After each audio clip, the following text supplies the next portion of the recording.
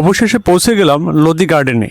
প্রবেশ করার পর প্রথমেই চোখে পড়ল বিশাল সবুজ জায়গা আর শত বছরের পুরনো স্থাপনা। এই জায়গাটা শুধু বাগান নয়, এখানে দিল্লির ইতিহাস লুকিয়ে আছে।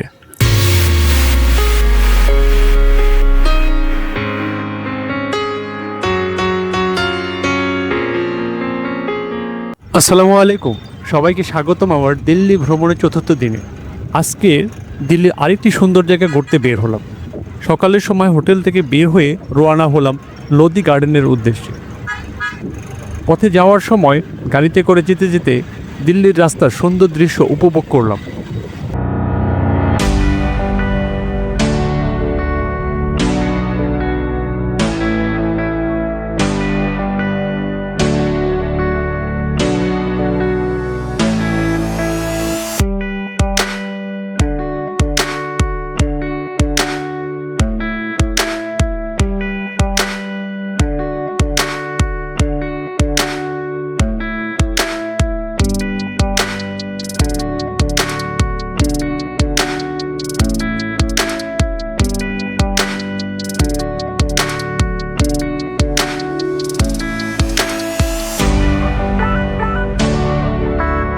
অবশেষে পৌঁছে গেলাম লোদি গার্ডেনে।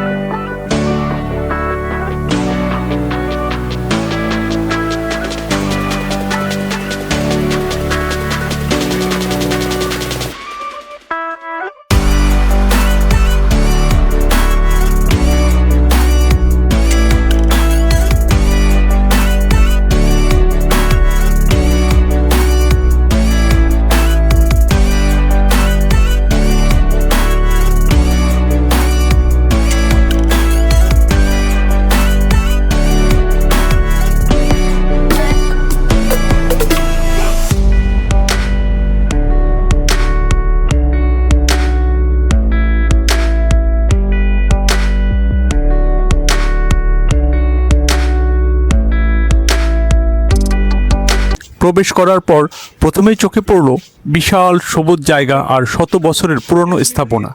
এই জায়গাটা শুধু বাগান নয়, এখানে দিল্লির ইতিহাস লুকিয়ে আছে। এখানে রয়েছে লোদি যুগের অনেক ঐতিহাসিক স্থাপনা, পুরনো পাথরের কাজ, গম্বুজ আর সুন্দর আর্কিটেকচার দেখে মনে হচ্ছিল যেন ইতিহাসের ভেতর দিয়ে হাঁটছি।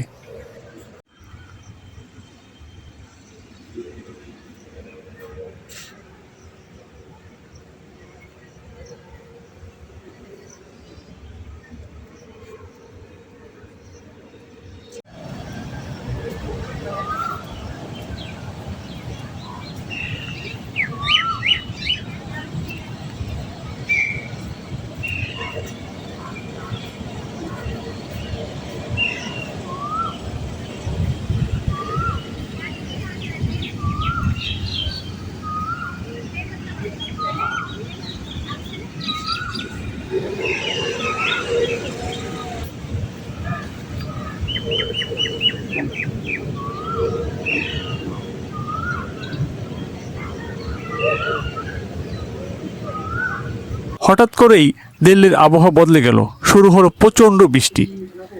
কিছুক্ষণের মধ্যে পুরো লোদি গার্ডেন বৃষ্টিতে ভিজে গেল। ঐতিহাসিক জায়গা বৃষ্টির মধ্যে দেখতে আরও অন্যরকম সুন্দর লাগছিল। লোদি গার্ডেন দিল্লির অন্যতম সুন্দর ঐতিহাসিক স্থান। এটি ভারতের রাজধানী নিউ দিল্লিতে অবস্থিত। প্রায় 90 একর জায়গা জুড়ে বিস্তৃত এই বাগানটি সবুজ পরিবেশ, সুন্দর স্থাপত্য এবং সুলতানি আমলের ইতিহাসের জন্য বিখ্যাত। লোদি গার্ডেনের মূলত লোদি রাজবংশের সময়কার স্থাপত্য রয়েছে। লোদি রাজবংশ ছিল দিল্লি সালতানাতের শেষ দিকের একটি রাজবংশ, যারা প্রায় 15 শতকে দিল্লি শাসন করেছিল। এই বাগানের ভেতরে থাকা অনেক স্থাপনা সুলতানি সিকান্দার লোদি এবং অন্যান্য লোদি শাসকদের সময় নির্মিত বলে মনে করা হয়। कोई नहीं कोई छोटा काम थोड़ी ना बड़ा काम है इसमें टाइप फाइनली है और ये सब थायराइड हो रखा है লোদি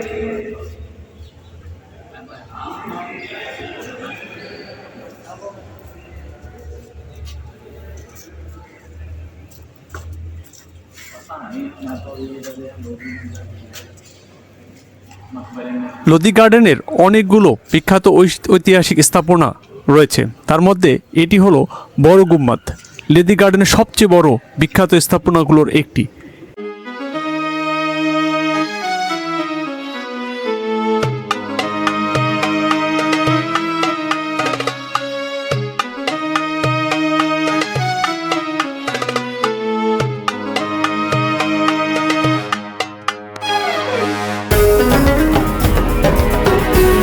এটি একটি বিশাল গম্বুজযুক্ত স্থাপনা, যার মধ্যে মসজিদ ও অন্যান্য কক্ষ রয়েছে। এর পাথরের কাজ ও নকশা দিল্লি সালতানাতের যুগের শিল্পের উদাহরণ।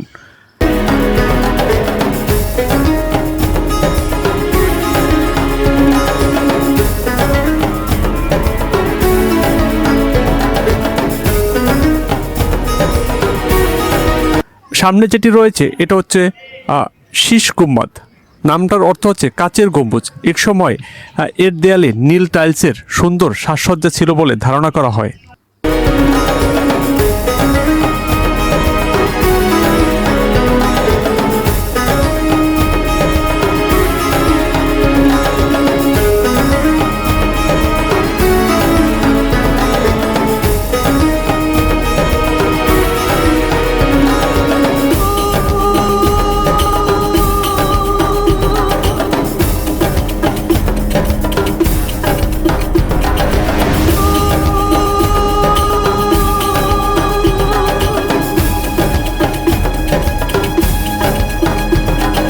পঞ্চদশ শতাব্দীতে উত্তর ভারত এবং আধুনিক পাকিস্তানের পাঞ্জাব ও খাইবার পাখতুনখোয়া শাসনকারী সৈয়দ ও আফগান লোদি রাজবংশ 1451 থেকে 1526 সালে এখানে তাদের শাসনকার্য পরিচালনা করে এবং এই স্থাপনাগুলো গড়ে তোলে।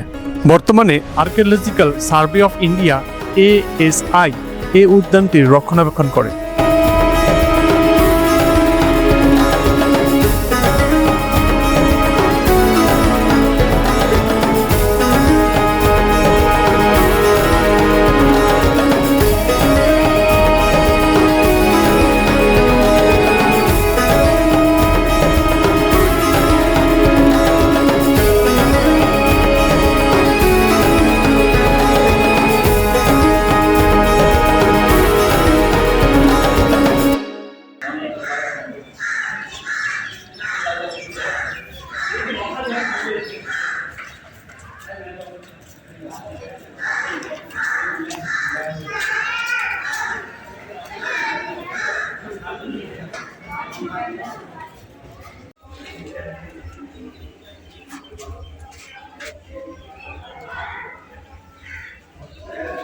সিকান্দার লোদি সমাধি। সুলতান সিকান্দার লোদির সমাধি এটি চারদিকে ঘেরা বাগান সহ নির্মিত, যা পরবর্তী মুঘল আমলে বাগান স্থাপত্যের প্রভাব ফেলেছিল। 1517 সালের দিকে লোদি বংশের শেষ সুলতান ইব্রাহিম লোদি এটি নির্মাণ করেছিলেন। এই সমাধিকে শীষ গুম্বাদ বলেও ভুল করা হয়। মুঘল আমলের বিশেষ কারণে এই উদ্যান সংস্কার করা হয়েছিল। আকবরের সময়কালে এই উদ্যানটি মানমন্দির ও নথি রক্ষণ গ্রন্থাগার হিসেবে ব্যবহৃত হয়। ব্রিটিশরা সৌধটি সংস্কার করেছিল। সংস্কারের সময় 1866 সালে একটি লিপিতে বাবরের হাতে ইব্রাহিম লোদির পরাজয় হওয়ার বিবরণটিও এখানে যুক্ত হয়েছিল।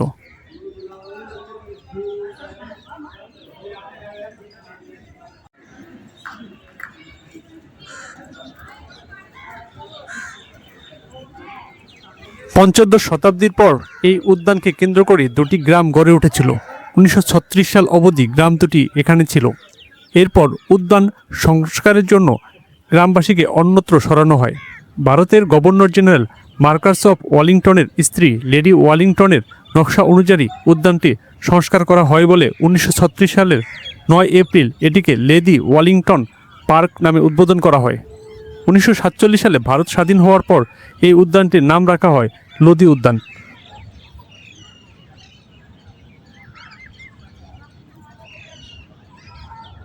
মোহাম্মদ শাহের সমাধি। লোদি গার্ডেনের প্রাচীনতম স্থাপনাগুলোর মধ্যে এটি অন্যতম। এটি লোদি আমলের আগের সময়ের একটি গুরুত্বপূর্ণ সমাধি। সৈয়দ রাজবংশের শেষ শাসক মুহাম্মদ শাহের সমাধিসৌধ এই উদ্যানটি সবচেয়ে পুরনো সমাধিসৌধ। 1444 সালে আলাউদ্দিন আলম শাহ মুহাম্মদ শাহের স্মৃতি রক্ষার্থে এটি নির্মাণ করেন।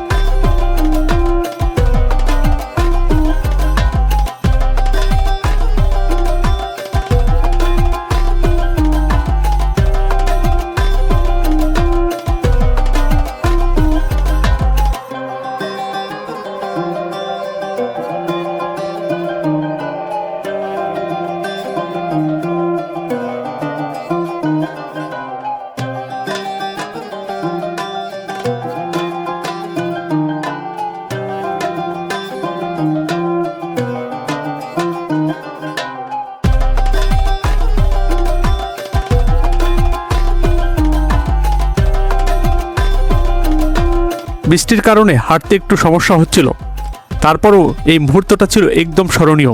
প্রকৃতি আর ইতিহাস একসাথে দেখার এমন অভিজ্ঞতা সবসময় পাওয়া যায় না।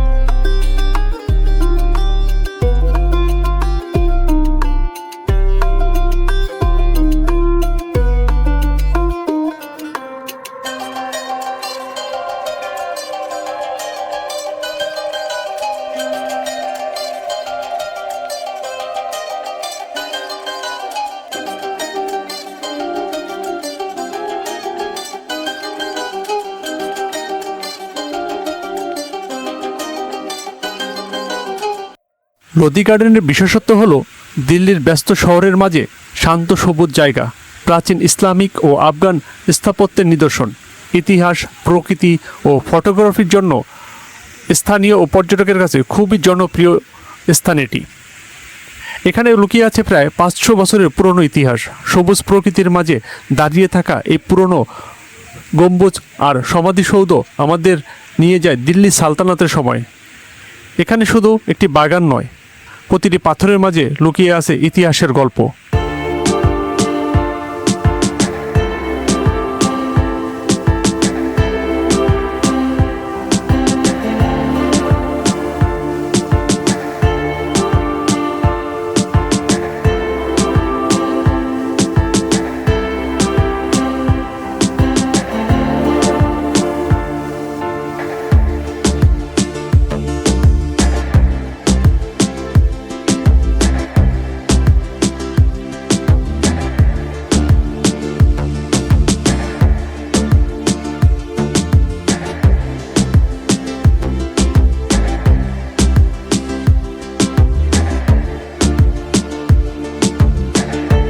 বৃষ্টি একটু কমার পর লোদি গার্ডেন থেকে বের হয়ে আসলাম।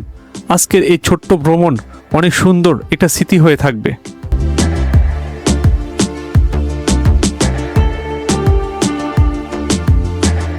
বন্ধুরা, এরপর আবার গাড়ি নিয়ে রওনা হলাম হোটেলের দিকে। দিল্লির 4র্থ দিনের ব্লগ এখানেই শেষ করছি। পরের ভিডিওতে দেখা হবে আবার নতুন কোনো জায়গায়। ভিডিওটি ভালো লাগলে লাইক, কমেন্ট এবং সাবস্ক্রাইব করতে ভুলবেন না। দেখা হবে পরের ব্লগে। ততক্ষণ পর্যন্ত আল্লাহ হাফেজ।